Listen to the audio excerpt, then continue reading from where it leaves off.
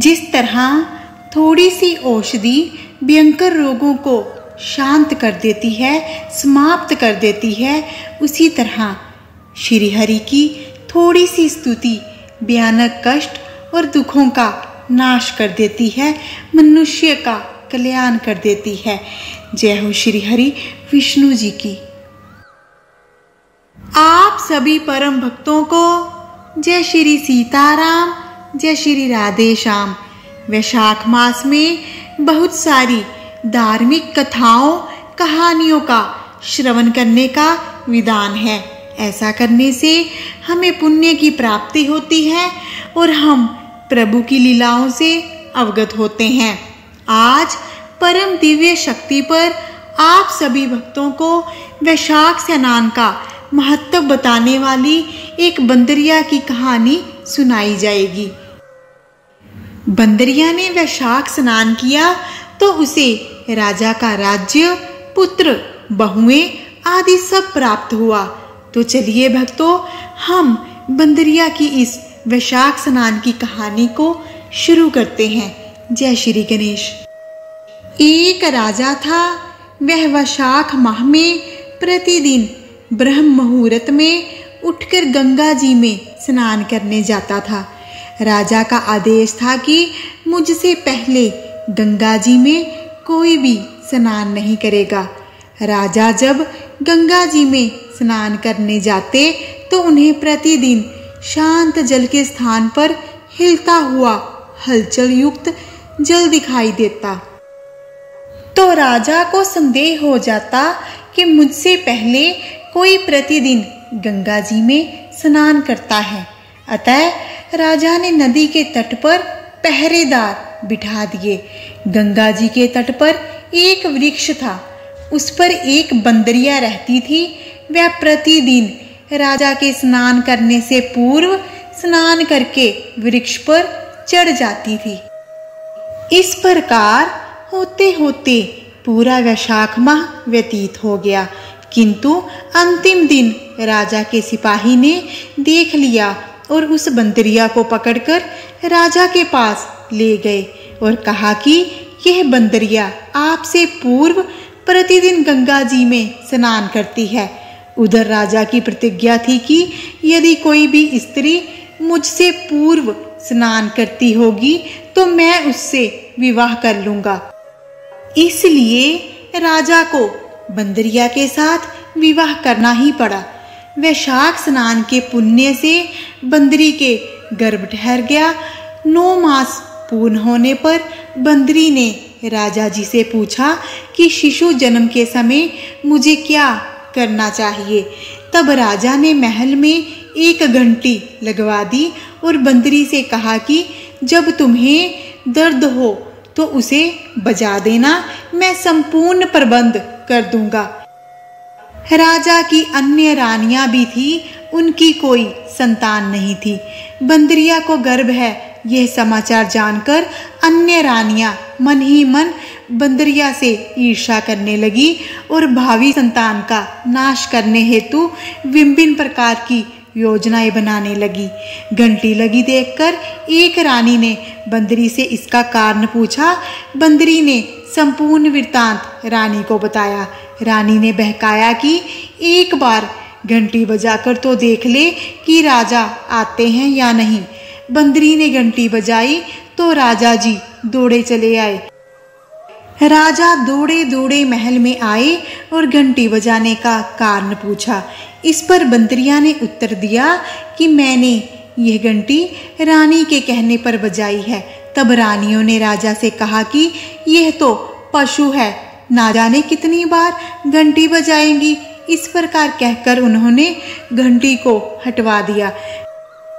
कुछ दिनों बाद बंदरिया के शिशु जन्म का समय आया तो उसने अन्य रानियों से पूछा कि मैं क्या करूं। तब उनमें से एक रानी ने कहा कि तुम अपनी आंखों पर पट्टी बांधकर सो जाओ।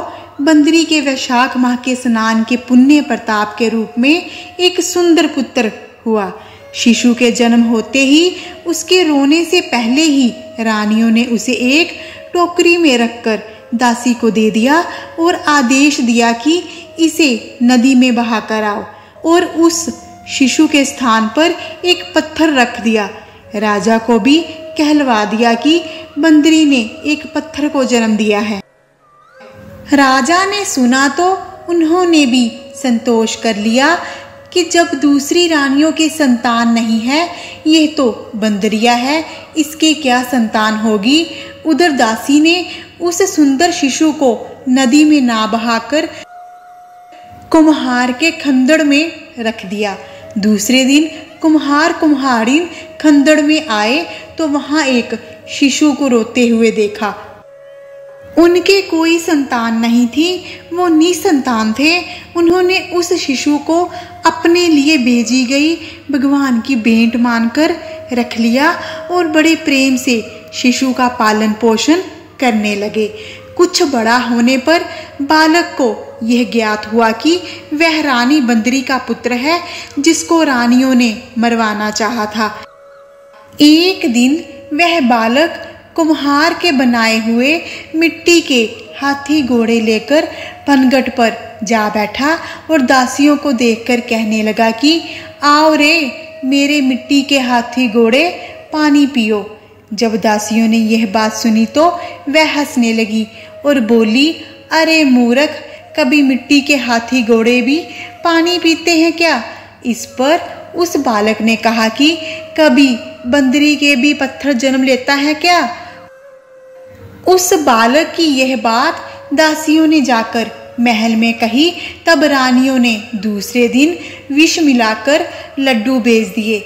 ईश्वर की कृपा से लड्डू गोंद और बादाम के हो गए और उन लड्डू को खाने से उस लड़के की मृत्यु नहीं हुई।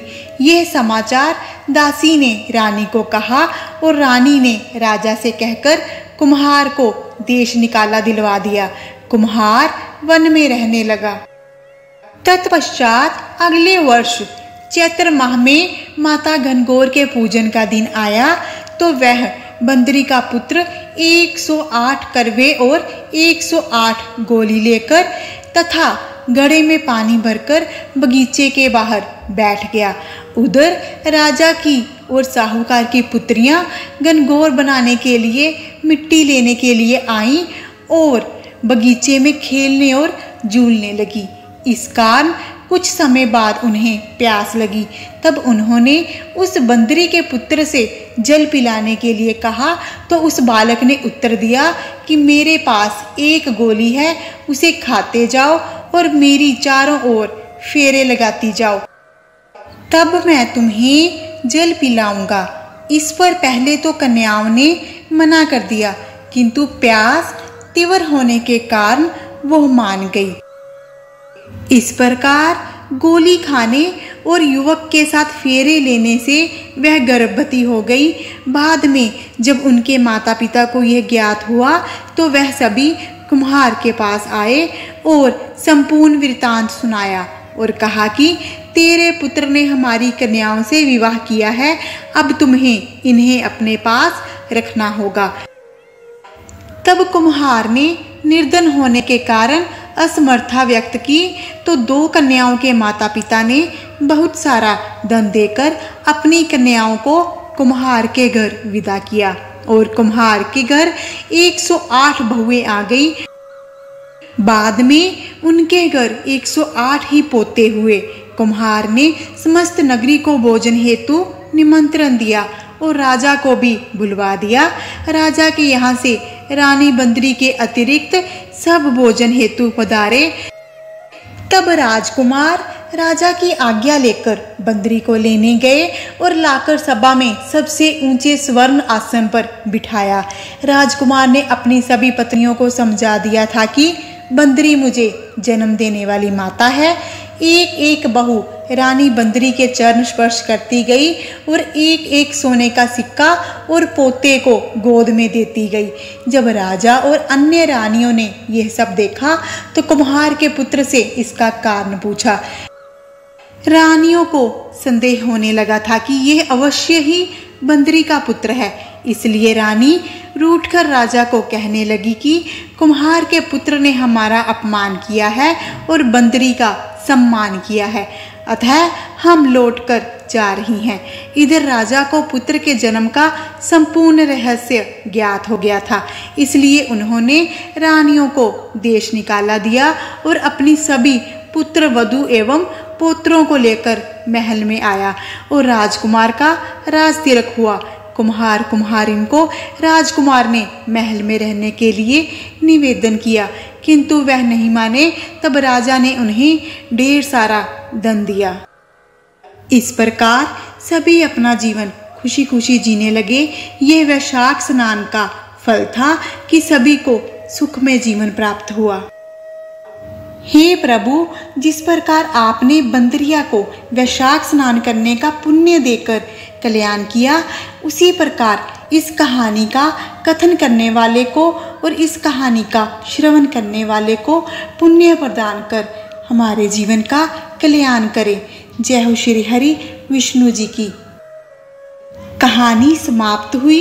यदि आप चैनल पर नए हैं तो कृपा करके हमारे चैनल परम दिव्य शक्ति को सब्सक्राइब कर लीजिए और यदि आपको वीडियो अच्छी लगी हो तो इसे लाइक करें, अधिक से अधिक शेयर करें। जय श्री हरि विष्णु जी की। अपना ध्यान रखें, खुश रहें, सुखी रहें। जय हो श्री हरि विष्णु जी की।